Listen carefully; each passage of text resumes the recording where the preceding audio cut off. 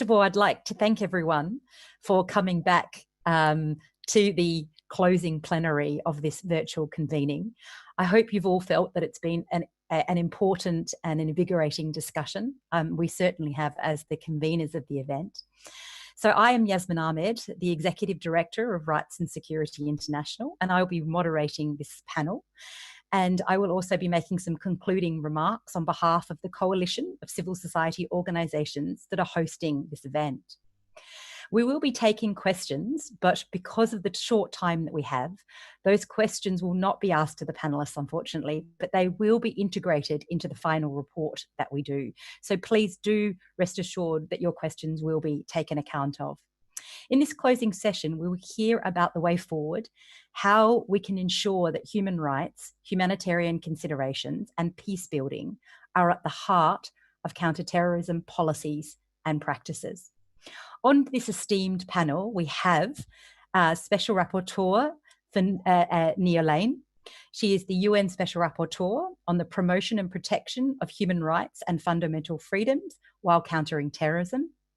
Ms. Ilze Kehris, Assistant Secretary General for Human Rights and Head of the Office of Human Rights of the High Commissioner for Human Rights in New York. Mr. David Lewis, Executive Secretary of the Financial Action Task Force. And finally, Ambassador Olof Skoog, Head of the European Union Delegation to the United Nations. Welcome to all my esteemed panelists. The first question I'm going to go straight in now is to Assistant Secretary General Kehris, who will have to leave us a little early. So some of your questions will be up the front. The OHCHR has an important role in the UN counter-terrorism architecture, and especially around the protection of human rights in counter-terrorism efforts. Could you please talk to us through the role of the OHCHR in the UN CT architecture and how you engage with the system? Well, thank you very much, and I will join with the others who have thanked you, the organizers, for convening this really important event, and I'm so happy to be able to be here. It also shows the importance and vibrancy of civil society in these days when we need it more than ever, of course. So the UN Global Counterterrorism Strategy actually clearly mandates OHCHR to play a lead role in supporting states in countering terrorism while respecting human rights. And the strategy itself, of course, requires that human rights are the fundamental basis of all states and UN counterterrorism efforts. And in this, we are very happy to coordinate, of course, closely with the independent UN Special Rapporteur on counterterrorism and human rights. So we make sure we're complementary in what we're doing. We are most visible, of course, and therefore presumably what the general public can see is when we speak up about documented violations of human rights in the fight against terrorism and the grave abuses also committed by terrorist groups. But a lot of our work is actually behind the scenes. So we work with both internal and external partners in integrating human rights in all counterterrorism activities of other UN entities, and also advocating for civil society involvement in counterterrorism debates, and also supporting member states in their work. So it spans, our counterterrorism work spans 4 areas. We do the monitoring and the reporting, technical support and capacity building, and then we also provide advice on policies, and in general, then the 4th area, the integration of human rights across all of UN counterterrorism activities, making sure that that work is really done consistently. So we also have in the world, we have, of course, where we have our presences in the field at the regional level and country level. That's where we, and including also the human rights components in the UN peace operations, very importantly, we monitor very closely and we report on abuses and violations of both states and terrorist groups. So we do find that beyond the speaking out part of it, it's very important to engage constructively, because we want, of course, to be part of the solution as well. So here we have examples of where we are working, for instance, in the G5 Sahel countries, We support the joint force there to develop a compliance framework to ensure that there is a response, but also to prevent violations of human rights and humanitarian law by the joint forces. And we also aim to serve member states at the headquarters by providing technical advice and support generally on human rights, counterterrorism issues in the discussions at the General Assembly and the Security Council. So we hope that we aim for member states to see us as a resource also for those debates. We do find that we stress the part that human rights, of course, are important in themselves, but they're indispensable also as a tool, really, to assist member states to effectively countering terrorism. And this is really to make sure that any kinds of measures taken are and actually are seen to be also legitimate, and so that they don't just really increase the grievances that are on the ground. And we think that it also means that the response will that way be effective. It's the only way for the response actually to be effective. Finally, we do leadership also on policy issues within the UN on this area. We have done research. We have a forthcoming research coming on human rights aspects of the use of artificial intelligence in counterterrorism. And we had also a published guidance on human rights compliant responses to the threat posed by foreign fighters. So we make sure that we also work that all of the other entities take on board the human rights into their analyses and activities in this regard. We are particularly concerned, have been focusing, for instance, on issues of repatriations of foreign nationals from the camps in northeastern Syria. And also we have a role in chairing the Global Compact Working Group on Human Rights, Rule of Law, and victims of terrorism. So my last point, throughout all of this, of course, very importantly, we work very hard to make sure that civil society is included, and particularly also a focus on local civil society. Thanks. Thank you so much. And I think it's wonderful and very important for us to all hear the work that your office is doing, particularly in relation to strengthening and contributing to the fourth pillar and integrating it through the work of all of the United Nations are doing. I'll now move on to Ambassador Skoog and ask you the next question. In your recent statement to the UN General Assembly, you said that counterterrorism efforts must be framed in a human rights compliant approach. We obviously, as civil society, completely agree.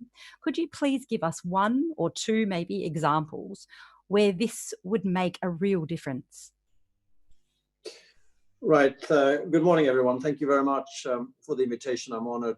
And I'm glad to hear that people pay attention to what we say in the General Assembly and the Security Council. That's good, because there's a lot of preparation that goes into those statements. So that's great.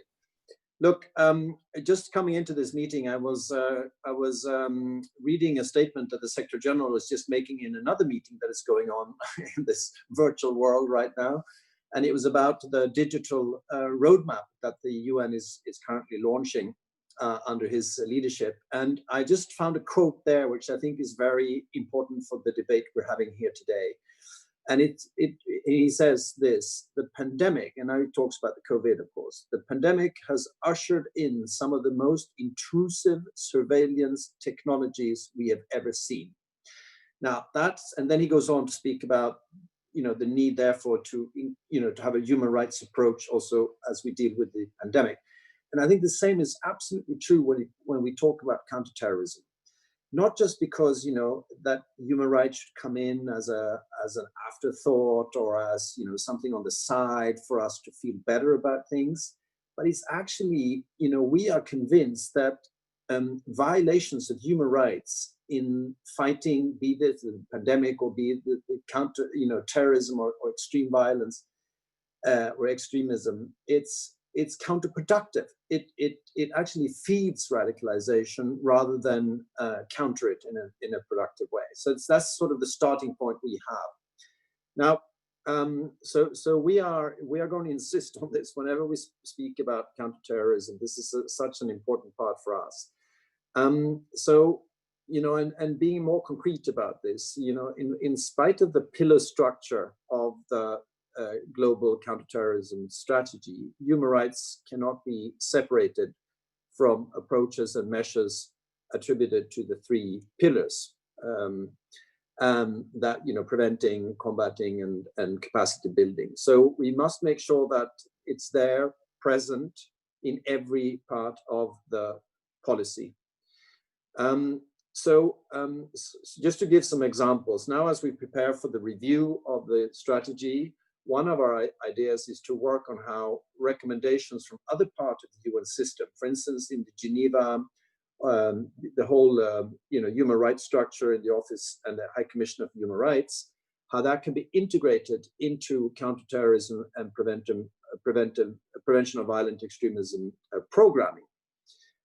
We've been considering that if the conclusions from the Universal Periodic Reviews, the UPRs, were to become a systematic part of the programming process, this could help frame the projects that we are, or the UN is conducting, planning, design, and implementing into a more human rights focused foundation. Secondly, we're working on updating guidance for best practice in monitoring and evaluation of some of this preventive work. This would allow us to better follow the human rights compliance and approach in programming again, and of course also feed lessons learned into future programming. So we have already a dialogue going with the UN OCT on monitoring and evaluation, and we will continue to share the best practices that we pick up also in this regard. Thank you. Thank you so much. Very interesting and wonderful to hear two things that are incredibly concrete about how the UN and the member states are going to move forward with respect to this. I now move to our Special Rapporteur, Aoláin. The question I have for you is, do these negative efforts comport with what you've observed as the Special Rapporteur? And if so, let me ask you something very bluntly, and I apologise if it's too blunt. Is the system broken? And if so, how do we actually start fixing it? So thanks to all the participants, and also thanks to the NGOs and civil society, such a wide and diverse and deep group of NGOs who've come together for this conversation. I think testament to the scale of interest in the NGO sector. And I think that was also represented in the inputs to the global counterterrorism strategy by, I think, far more NGOs than states, in fact, submitted their views. So it gives us a sense of what, of NGOs wanting to be part of this discussion, fully active and engaged. So what has the mandate observed? I think my mandate and my predecessors have both documented the both negative legal effects, but also the structural distortions that we're seeing within the UN from the rapid growth of a counterterrorism architecture, where human rights, to be blunt, is actually often quite marginal. I've often described it as the decorative fringe on the edge of the table, rather than sitting squarely at the table as a meaningful partner in every piece. And I think one of the reasons why that meaningful partnership is so important is because effective counterterrorism demands it. We do not address the threats we need to the demand. We don't create the kind of healthy, open, democratic societies we need if we're not including civil society and human rights into the core of the work that's being done in the counterterrorism space. So it's not just ineffective, it's also just, it's bad for the health of our societies to produce the kind of societies that we need. And let me say a couple of more things. One of the biggest concerns that I have documented, particularly in my Human Rights Council report last year, is the use of counterterrorism measures against civil society itself. The mandate has documented that between 2005 and 2018, almost 60% of the communications to the mandate involve the use of CT measures against civil society activists and human rights defenders. That's just not effective counterterrorism, nor does it get us to where we want in terms of decent, open, rights-bearing societies. So we have to start and understand that those are not just oddities in the systems. In some sense, they appear to be hardwired. And I am very much in agreement with the ambassador about how do we structurally address those deficits. So one way we structurally address those deficits is to give the role that the Undersecretary General has spoken to, the Assistant Secretary General has spoken to human rights and to OHCHR, to strengthen the role of OHCHR in this space in meaningful, practical and concrete ways, which includes paying for human rights in the global counterterrorism space, ensuring that both the bodies and the architecture are adequately supported. The second thing I think we have to do is ensure that the negative effects of counterterrorism are addressed upfront in capacity building and technical assistance. They can't be an afterthought. They have to be hardwired into the creation and construction of that work. The third thing I think we have to do is protect the legitimacy of the UN system itself from the bloating or overeating up of securitization within the UN system. Security doesn't solve every problem. Security is an important piece and partner in some of these problems, but we can't have every space in the UN, whether it's health, education, youth, being dominated by security-led mechanisms. That doesn't do the work we need those sectors to do, and in fact, it may prevent them from doing their work well. And finally, I think we have to make civil society a meaningful partner. One of the reasons I believe this convening has taken place is because civil society feels marginalized in the process. They've had to create their own space in order to be heard. And it is extraordinary that we've had so many states today join this conversation, including ambassadors coming in to be part of it. And I think those states are showing the kind of leadership for civil society and human rights that's so badly needed and needs to be heard also in the architecture. And some states, I think of states like Mexico, for example, that have supported the mandate that I hold over many years, have been active voices for this kind of change and this commitment to centralizing human rights. And I think what's really positive about this gathering is that they have active partners in civil society, thoughtful, active partners from across the globe who want to be part of that conversation and who are committed both to strengthening the institution of the UN, but also making sure that human rights is not a marginal piece of the counterterrorism conversation. It has to be central and a foundational building block of that conversation. Thank you, Fionnuala. Thank you very much. I think that's incredibly important and eloquent points that really reflect what we as civil society feel very much as well. I'm going to now move back to Assistant Secretary Brand Kehris because I know you have to leave early. So I have another question for you. What are the opportunities you see to strengthen human rights protections in the area of counterterrorism? And what is your advice on strengthening inclusion of civil society and human rights through all of the pillars of the UN? How do we do this? Well, thank you.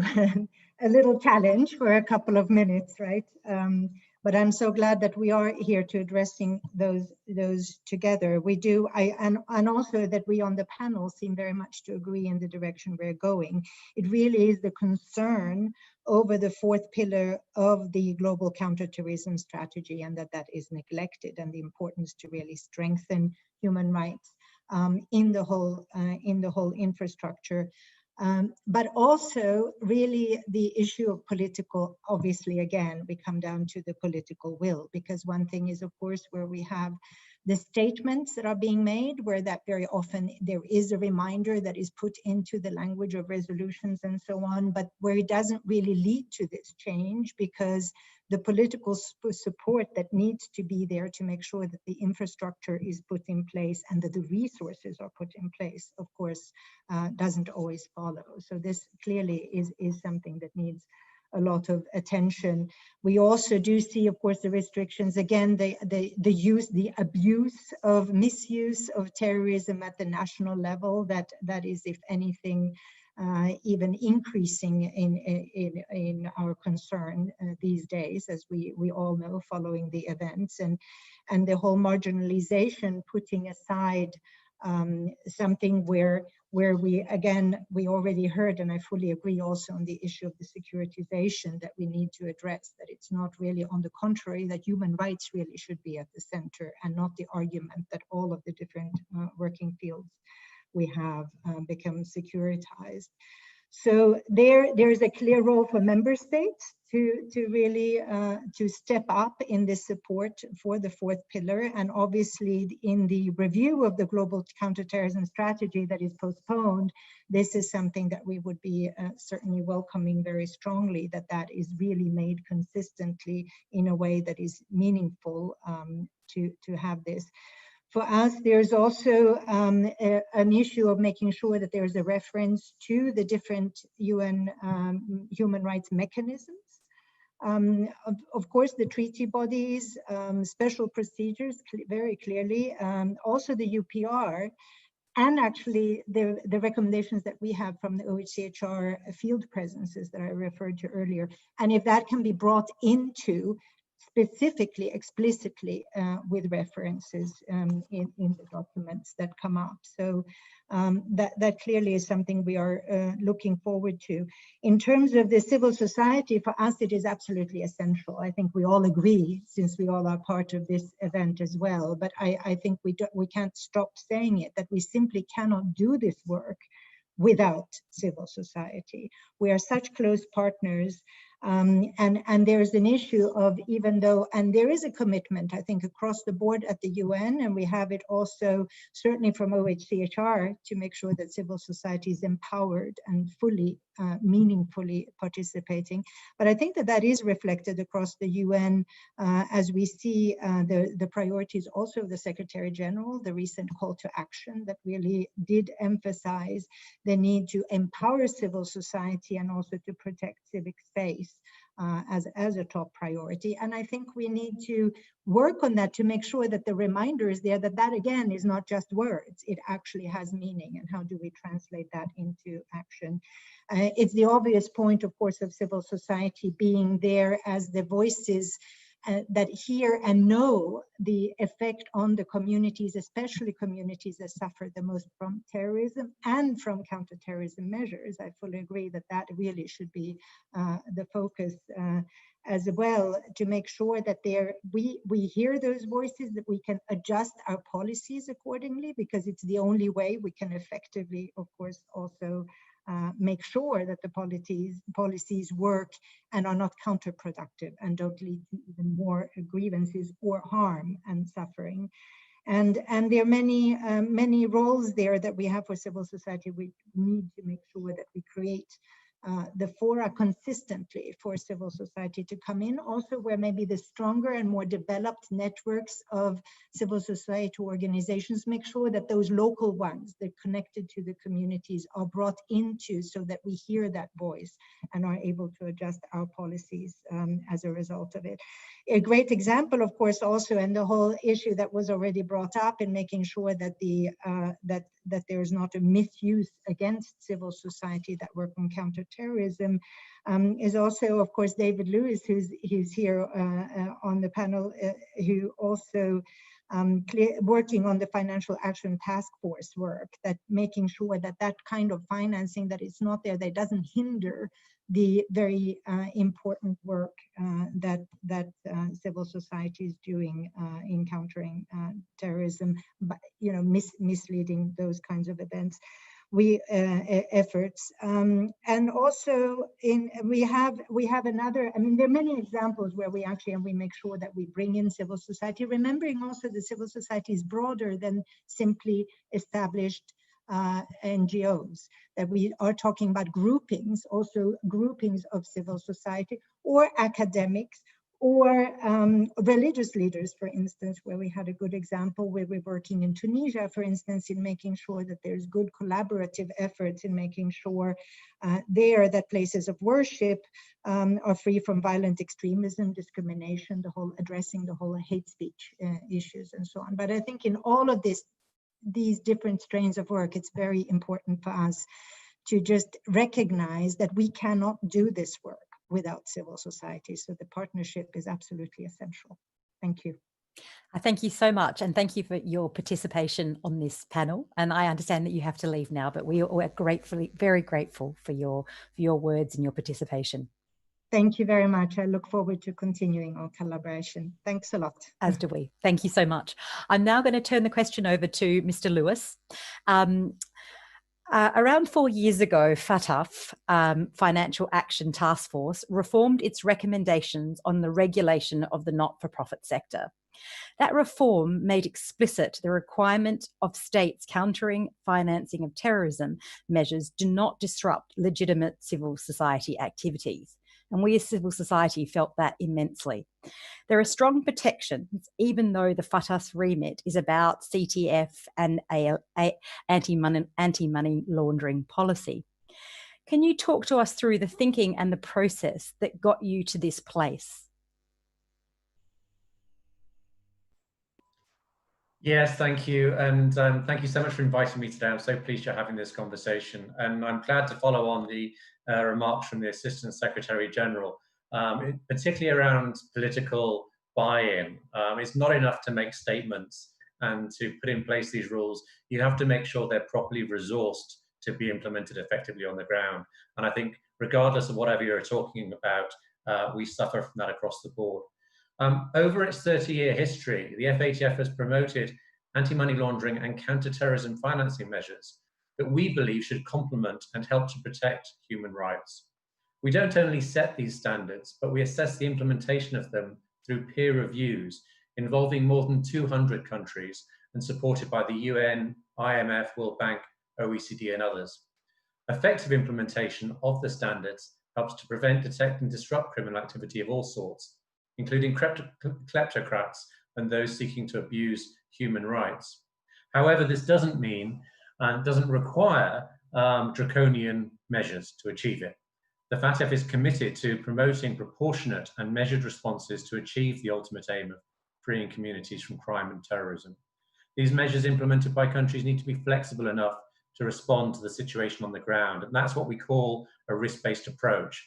When applied properly, it supports human rights, but when it isn't applied properly, it causes problems, and we do see that. In recent years, the FATF has worked more closely than ever with civil society in developing a risk-based approach, in particular to counter-terrorist financing requirements, and those around abuse of the non-profit sector. It's because we recognise the vital importance of NPOs in providing charitable services around the world, as well as the difficulty of providing assistance to those in need, often in remote regions. However, terrorists and terrorist organisations do abuse some legitimate NPOs, often without their knowledge, without the knowledge of their donors, their management or staff, and they may create sham charities to funnel money to terrorists. Today, the FATF is committed to actively engaging with the NPO community in an open and transparent manner in order to ensure that their practical knowledge and experience can be properly reflected in our standards. And this engagement has been critical to ensure that our standards do not cut across other important policy objectives, especially on international development and humanitarian assistance. This close work with NPOs helped us demonstrate that most non-profit organisations carry little or no terrorist financing risk. And we were able to make, as you say, very important changes to our standards in 2016 to effectively say that it's not acceptable for governments to over-regulate the sector in the name of counter-terrorism financing. Instead, countries should adopt effective and proportionate measures which should be commensurate to the terrorist financing risks that they identify through a risk-based approach. In the COVID-19 context, this is particularly crucial. We've heard from NPOs that this crisis is exacerbating existing difficulties for payments and disbursements of aid in particular. Early on, the FATF president issued a statement highlighting the important work NPOs are doing during this time, and he asked governments and banks to ensure that legitimate NPO activity is not being unnecessarily delayed, disrupted, or discouraged in any way. We've also encouraged governments and banks to work with the NPO community to ensure that much needed aid is getting to where it's needed. Financial inclusion has always been important for us. We realise that if we create rules that are too harsh, financial activity is driven underground, and that results in people resorting to cash, unregulated channels, and has unintended impact of limiting transparency and increasing the risk of the crimes occurring. Thank you. Thank you so much. That was incredibly enlightening. Very much appreciated. I'm going to go back now to Special Rapporteur Aoláin, and I'm going to ask you about what are the hurdles we face or will face in ensuring civil society participation, and how do we overcome them? Thank you, Yasmine. So I think there are hurdles that are both, there are a couple of levels of hurdles. One is institutional. So within the UN system itself, there are barriers in the counterterrorism space to the sort of presence of civil society organizations in a meaningful, consistent, and sustained way. I think we should note positively that there have been some developments. So for example, UNCTED has established a regular briefing session that's now established and well put in place, which demonstrates the real, practical translation of a commitment to meeting civil society into a meeting structure. I think we have just seen the publication of a civil society strategy by the Office of Counter-Terrorism. I think much work still needs to be done. The strategy has to be implemented. And I think one of the key pieces of the strategy that the mandate would encourage further thinking on is not merely to see civil society as a means to an end, to commodify civil society, but rather to see civil society as an active partner. And I think there's still some work to be done in that regard, as well as a sustained, structured, visible, and consistent integration of civil society. I do want to say that one of the big challenges is that New York is not a friendly space for civil society actors to engage in the CT space. Unlike Geneva, where NGOs are kind of falling over each other, in the place where conversations around security are central, civil society doesn't have an obvious home or an obvious structured way to engage. And we've certainly seen that, for example, at the last high-level conference, and I hope that the next one we finally get to a second high-level conference, that there's an actual place for civil society to show up to. So some of these barriers are structural. They're built into not having space, not having consistency, and also not having the resources to come to New York. It's expensive, it's challenging. We have to think about how we enable, as the Assistant Secretary General said, not just the big NGOs to show up, but the small, grassroots, diverse NGOs. I do want to say that FATF is a model in some sense in this regard. I think it's a demonstration of what can be done when an entity which has a mandate actually uses it creatively to engage with civil society. And I think FATF has showed how that can be done. There will still be, as David knows, there's ongoing debate, and my mandate has had an ongoing and really productive engagement with FATF about how to push the envelope in that regard. But there are we shouldn't, I think, just focus on the UN. There are other entities out there doing a lot of CT work. I think of the Global Counter-Terrorism Forum, which is an entirely closed space. We think of the Shanghai framework. There are lots of places regionally and globally where counterterrorism work is being done, security work is being done, and civil society is not part of that conversation. So the barriers are both structural, they're geographical, and bear in mind that in many countries, the definition of terrorism is so vague, so broad, so wide, that it captures the work of many civil society organizations. So we're seeing a significant degree of criminalization, harassment, exclusion, and targeting of civil society. So to get to the point of engagement, you have to be physically capable of functioning in the society in which you operate. So below the global level, we also have these multiple barriers at the national level that start with the definition of terrorism. And with that, I think it requires that kind of both macro and micro level approach to assure us that we're not just sort of taking a small slice and opening it up for civil society, but seeing the holistic security space and understanding that civil society is something to contribute in all of those nodal points. Thank you so much. And I want to pick up on that actually and take us back to Ambassador Skoog. And I want to ask you, you've spoken publicly and all those on the panel have concurred with the need for civil society to be part of this process and to be engaged, not at the periphery, not in the implementation, but at the heart of the policy making. So we're knocking at the door, but we want to know where the key is. and how best do we as civil society engage with this? As Fionnuala, as the Special Rapporteur has said, whilst there is engagement in a lot of spaces in terms of the UN and other entities, it has been quite a blocked space in terms of CT for the civil society to engage with. So give us some recommendations of how we do this and how we do it effectively. Yeah, thanks, Yasmine. And I think, you know, the door, if you want to knock our door, it's always open. But unfortunately, the EU, I mean, we're big and strong, and many countries align with us, etc. But we're not the only player in the UN, and it's sometimes you will hear this argument that, don't forget, you know, they will tell us that the UN is an organization made out of government representatives and governments. I mean, you know, at that point we usually, you know, remind those countries of the UN Charter, which is very clear about the fact that the UN is there for the betterment of people. And of course, we come from a democratic tradition in the European Union side. As a matter of fact, we have strong democratic credentials to even to become a member of the European Union. And so for us, it's much more, shall we say, natural to understand that the whole credibility, the whole legitimacy of everything we do can only be there if it's done in consultation with the civil society.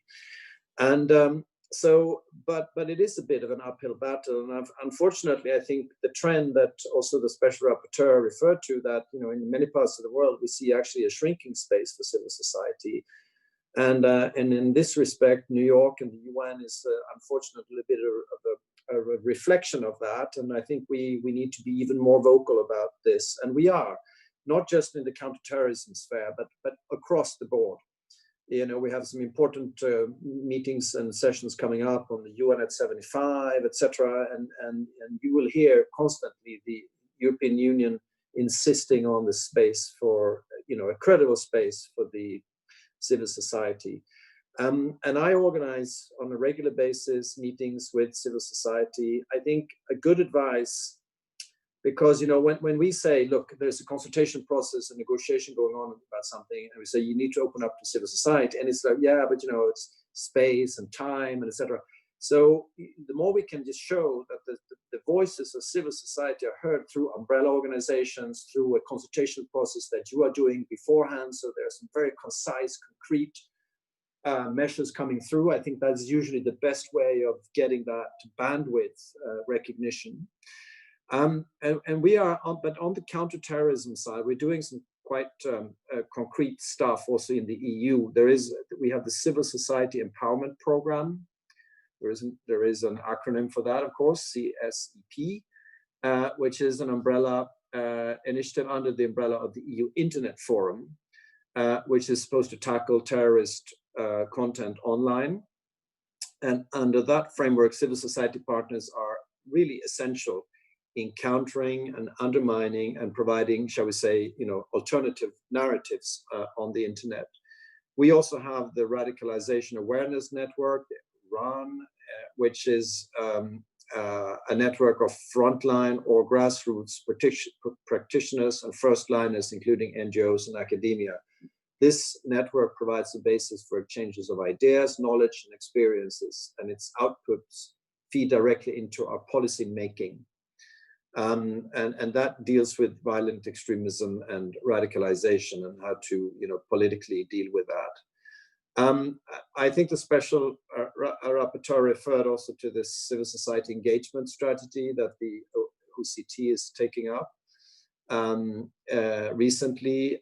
We see that as a positive first step, but we also understand that it's very much, it shouldn't be just about civil society knocking on our door. We need to also make sure that that door is open and is being opened, and it's also then that the conversation is meaningful.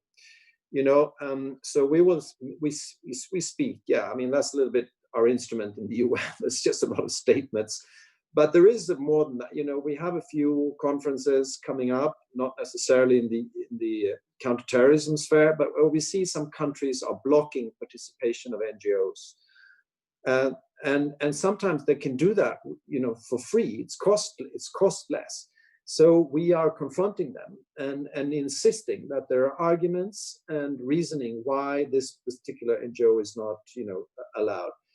So at least we're raising the bar a little bit in terms of, making it more difficult for countries that want to block participation. Thank you very much. Thank you very much. I appreciate that. And we as civil society look forward to discussing with the EU and discussing with member states and the CT apparatus of the UN, which is obviously made up of member states, of how we can take that forward and create more inclusive spaces. Obviously, we have things like the RAN network, but there are even within those spaces exclusion from certain types of civil society. So I think it's an ongoing and important discussion that we will continue. And I appreciate your commitment and your commitment that you have shown as well, and that you will continue to show. Okay, I'm now going to be quite strict with time because we don't have that much left, and I do want to hear from everyone, ask all the questions. My next question now is to Mr. Lewis. In 2016, you said the not-for-profit organisation engagement with FATF is organised, informed and constructive, and a great model for other sectors to follow. Do you think that other CT institutions can build such a positive relationship with civil society? And what lessons can you share with an international body to do this? Thank you. Yes, I do, in short. We've come a long way. It's been a joint effort with our civil society colleagues in order to create a real partnership. Initially, there was suspicion and antagonism, but we've worked hard on the relationship now over a number of years. We also have a good relationship through the UN, such as through Fiona, and we share information to inform our respective work and evaluations, and that's really important. I guess several things were important to build the relationship with civil society. Firstly, identifying the key interlocutors at the right level. So we're an inclusive, member-driven organisation like the UN, and members really prioritised these issues and ensured that high-level support was there for this engagement from the start. We dedicated someone at my team in the Secretariat at a high level to prioritise and manage this engagement, and to provide a single point of contact for civil society. So they need to know who to go to.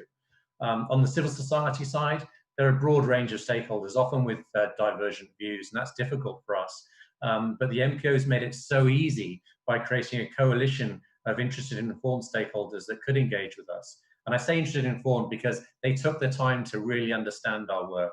And I think that makes a huge difference. So our interlocutors on the civil society side were experienced enough to represent and convey other stakeholders in the community. And it really helps when civil society is organised, where they can collect evidence and demonstrate what's happening on the ground and provide consistent messages in terms of what they want from us. Secondly, time to build trust and understanding. Sometimes it feels like we're speaking different languages. There were misunderstandings at the beginning about our mandate and our standards. We were clear about what we could do and what was outside of our mandate. And it took time to educate parties on all sides and understand better our common objectives, including ultimately saving and improving lives and preventing terrorists and criminals from abusing charities to support their activity. Personal relationships and consistency of those individuals involved in the process has been key, and to make sure that we don't have to completely recreate those relationships every few months. Finally, transparency and inclusive and structured engagement at every level. So at country level, our engagement is part of every evaluation. Our procedures require this. We let NPOs know how to engage with us. We have information on our website. We tell people when our evaluations are coming up. And we combine that with an ongoing dialogue between my team and those organizations. So as and when they find information that might be useful to us before our evaluations, we can take that into account. So the relationship's been critical to the FATF and has been appreciated by our stakeholders. We've made changes to the standards to support MPOs, and we're using our evaluations and guidance to better promote implementation on the ground. My team has recently also developed training and support capacity, which is focused on non-member countries. That gets out of the sort of the FATF core membership and reaches developing countries. And I think that's really important because often they're neglected. And the FATF now, through that global network, is committed to ensuring that engagement continues. So thank you. Thank you so much. I mean, it's incredibly important and reassuring to hear about the meaningful, integrated, transparent, and sustained engagement with civil society. It's not a superficial and marginalised engagement, and that's one that we certainly would like to see reflected in the counter-terrorism architecture and in all the elements of the UN. So thank you very much. It's a very good example for us. Okay, I'm now going to move back to Special Rapporteur Aoláin. And ask you, we have already seen that the UN bodies are looking at COVID-19 through the lens of securitisation. For example, on the CTED upcoming agenda is the item examining what they call the complementarities between the response to and recovery from COVID-19 and the counter-terrorism agenda. What's your take on this? What kind of complementarities are UN bodies going to look at? Yeah, so I think, of course, we're all sitting at our computers, testament to the grave impact on human rights, the most fundamental of rights that the pandemic has imposed upon us. It affects maybe the primary right, the right to life, the right from which all other rights follow. And if anyone ever thought that the right to health was not a right, I think the global pandemic has reminded us of the essential quality and the indivisibility of rights in a way that is profound and really important. But I will say, and the mandate came out with 24 other special rapporteurs in mid-March to acknowledge our concern about the securitization of the COVID space. We recognize under international law, under the Covenant on Civil and Political Rights, states have the right to limit rights in times of exception. And a health emergency can be a time of exception where a state can take legitimate, proportionate, and necessary measures to respond to a health crisis. We saw that in the H1N1 crisis. And so there are precedents for states using exceptional and security powers in this context. But that's not a blank check. And our concern right now is that many states, I've described it in other fora as a layered cake. We see a layered cake of security responses to COVID. They include formal emergency powers in contexts where it's unclear that all of those powers are necessary to fight a health crisis, but are really being used to advance a set of securitized interests, crisis being opportunity for some states to concentrate power, to empower security sectors, to engage in mass surveillance of their populations. That is deeply concerning to the health of our global democracies, accountabilities, and transparencies. The second thing we're seeing is de facto emergencies, no formal statement, but the use of exceptional powers in ways that deepen, again, lack of accountability, lack of transparency, and are ripe with human rights abuses. And the third layer is an acceleration of executive powers across the globe. Again, one of the things those of us who spend our lives working on exceptionality know is that when power is taken, it's very difficult to give it back. When exception becomes norm, it's very difficult to get back to normal.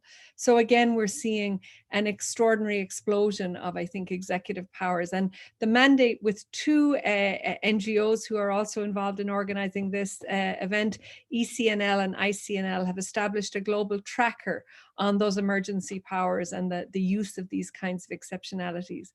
All to say that it worries me deeply when the counterterrorism structure says it has a response to COVID, because we were already facing a deficit of confidence in human rights, in accountability on the CT side, particularly because, as I've said before, so many states have definitions of terrorism that do not comport to the singular definition we find in UN Security Resolution 1566 and in the suppression treaties. And so what that means is that what can be done in this space is extraordinarily detrimental, and security is a necessary but not sufficient means to respond to the nature of the crisis we're facing in COVID. And the danger is that we will wake up the morning after COVID, if there is such a morning, and find that we may be free of the virus or have a vaccine for the virus, but what we don't have is a vaccine against the kind of creepage of exceptionality that has spread across the globe, that has closed down and shut down the openness and transparency that's necessary to living dignified lives. And so I think I would just profoundly caution against the conflation that we're starting to see, caution against the rush to exceptionality, and also caution against the kind of embrace of public-private partnerships in the security space around COVID that are under-regulated, non-transparent, and lack a basis, not just in human rights, but in law more generally. And so with all of those strong, profound caveats, I think we have to be very careful in this space, and states have to be careful about what's happening in this CT space in response to COVID. Thank you so much, Special Rapporteur Aoláin. It's certainly something that all of the organisations who are convening this event have been very concerned about, and obviously it's something that reflected by yourselves and a number of special rapporteurs as well. So thank you for those insightful comments. I will now move on for our final question, and I'm moving back to Ambassador Skoog for something quite concrete. And I think you have already, and I think you have throughout the answers that you've given us on this panel, you have been incredibly concrete, for which we're very grateful. But we want to ask you specifically, what will the EU do to support some of the calls for a more inclusive UNCT system? And most importantly, for better respect for human rights in the context of counterterrorism. Perhaps give us 1 to 2 concrete action points and commitments.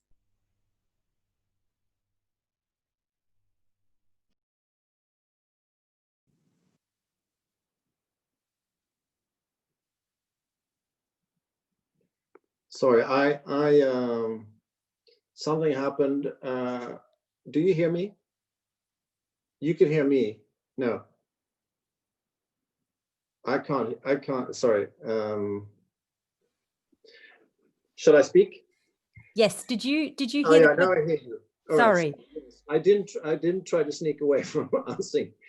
Sorry, I think it might have been me, not you. I think I don't know if I was saying some great question and you weren't able to hear it. No, I think I know the question. I mean, you're asking me to be very concrete about some commitments, and I'll be happy to absolutely do that, and I'll be brief. I think there are 3 things that we can commit to, having listened to this debate. One is, to continue to be very strong in everything we say in Security Council, in General Assembly resolutions, and whatever, that the counter-terrorism strategies of the UN needs to be inclusive and fully respect human rights.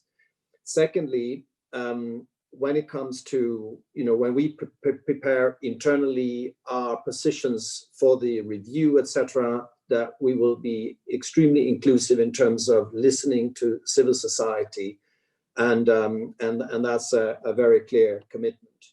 Thirdly, when it comes to the, I mean, in only a few weeks, there is this pandemic. It's the Counter-Terrorism Virtual Week, which will focus on some of the things that the Special Rapporteur just mentioned. And I just want to say that we will absolutely commit to making EU priorities that there is a human rights-based approach, and that civil society is involved. And I am horrified by, and I think the Special Rapporteur made such an eloquent explanation of the risks of the securitization of the COVID-19 response. So that is something that we absolutely must be avoided at all costs, and that will be part of our input during the upcoming conferences. Thank you very much. Thank you so much. It's very much appreciated. I'm going to now, and I'm probably 1 minute maximum, I'm going to invite Mr. Lewis to provide some final reflections on what you have heard and what the way forward may be. Thank you. I think I can probably be shorter than that. So for us, civil societies at the front line, playing a critical role, and therefore their experience and their knowledge is essential in informing effective counterterrorism action across the board. So for the FATF, it's become vital to maintain an open and transparent dialogue with civil society, not only when doing our evaluations and when implementing things on the ground, but when developing policy. So bringing them in right up front, having those discussions when we develop our standards, and then having them engaged on an ongoing basis.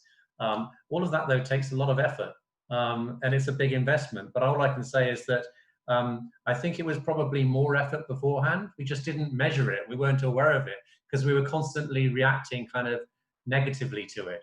But having them in the tent and working with them makes a real difference. So again, I can only thank you for organising this today and giving us the chance to participate.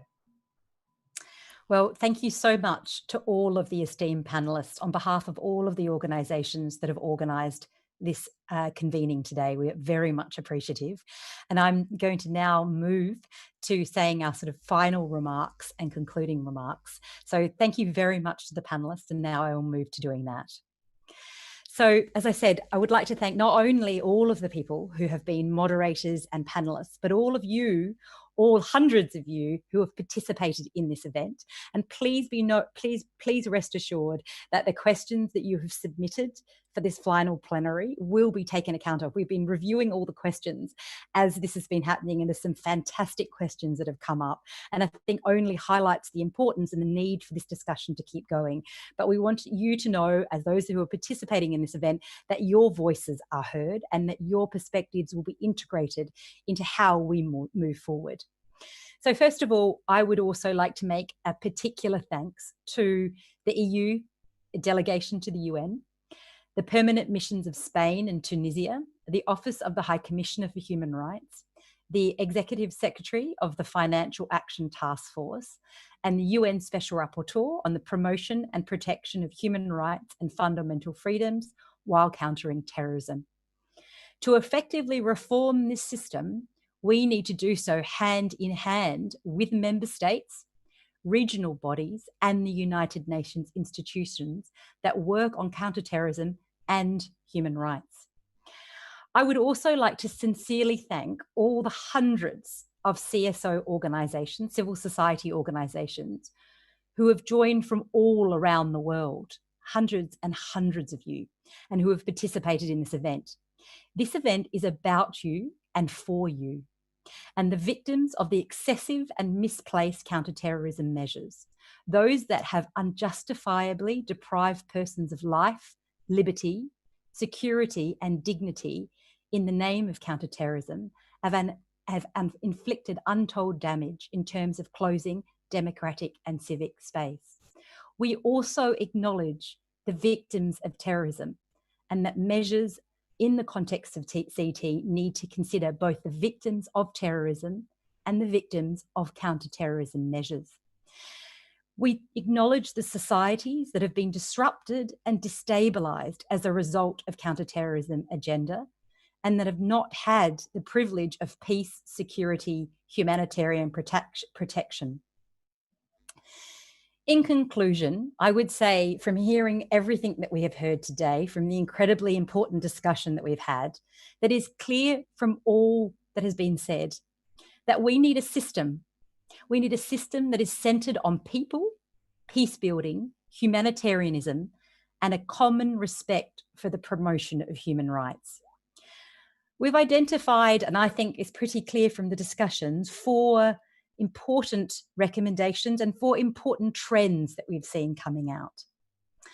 The first is that, especially since the catastrophe of 9/11, counterterrorism responses have been over-securitized and militarized, and they have not delivered genuine safety and security for most people and communities. That there is a significant danger in what we are seeing today, and has been raised so eloquently by the Special Rapporteur, Aoláin, that the exponential growth of UN counterterrorism bodies and mechanisms without adequate and equal attention to the pillars of the UN system concerned with human rights, peace building, and humanitarian protection is in fact a threat to us all. Thirdly, that counterterrorism measures, both as a matter of law and policy, must not only respect human rights, but should also promote them. UN counterterrorism measures will only be fit for purpose if and when civil society is given a greater voice in their design, not just in their implementation. Fifth, and I'm doing a few more than I said I would, that's because we've added as the session has gone on, there are significant dangers in applying a security-minded approach to the international response to COVID-19. There is a moment now that, in light of the Black Lives Matter movement and other things we have seen, to really reflect on further criminalisation and further securitization, and whether in fact that is the response to the threats that we all collectively face, and whether they are the effective responses. And finally, that states and the UN must ensure that measures designed to protect and assist victims of terrorism, which is incredibly important, respect human rights and are not only used as a pretext to undermine human rights. So finally, we as human rights, peacebuilding and humanitarian organisation stand ready to walk hand in hand with the UN and member states to construct an inclusive system and to collectively respond to terrorism and other challenges that we face as a global community. We're living in an unprecedented times, as we all note today, in light of COVID-19 and the extraordinary things that we are seeing each and every day in relation to Black Lives Matters and racism and all those issues. These can only be overcome if civil society, those people who are impacted and affected by the measures that the United Nations and that member states are implementing, are at the centre, not the periphery, of the response to our security. So I again would like to thank you, and I'll leave you with those messages today, but we will not be leaving here without a further plan going forward. Like any good organisation of states, of organisations or others, we have plans and we would like to see those plans implemented. So what are we going to do going forward? There will be many things, and we will certainly take up all of the suggestions and all of the comments that have been made by the states and the UN in terms of, and UN representatives, in terms of how you will look to ensure that we are not only invited to the table and thankful for the invitation, but we are at the heart of what you are doing. And really, that is the challenge for you, because it's not enough to have us at the table. We have to be seen as genuine partners in this endeavour. So in July, we intend to hold another event to ensure that this conversation continues through and beyond UNCT Week. And we hope that in the context of UNCT Week, those that are hosting it will reflect on the conversations that we will have today, that we have had today. We look forward to hearing from Spain and other states, Spain in particular as the co-coordinator of the Global Counter-Terrorism Strategy Review, as to how we best collaborate and engage in the Global Counter-Terrorism Strategy Review process. And we will be sending our own suggestions, and we look forward to engaging with member states on this. And many member states have been very positive in terms of their engagement with us, and we look forward to that engagement, that continued and sustained engagement. We also look forward to hearing from the Office for Counter-Terrorism about how we can bring our messages to the high-level week and be integrated in that. And finally, we encourage all of the CSO participants today. We are not speaking for you. You have voices to speak for yourselves, and we are proud to provide a forum for you. And we want to ensure that you are part of this collective moving forward. We will be preparing a report from this event. And if you would like yourselves, the CSOs, and anyone, the government's representatives, UN representatives, academics, students, and all who've participated, you can contact us on csoadvocacy@gmail.com, and we will provide you with a copy of that report. And we will also obviously be using social media to get that out there. But just to remind you, it's csoadvocacy@gmail.com. Finally, I would like to thank you all and say that we look very forward to taking this process forward. And we thank you very much for your time today. Thank you.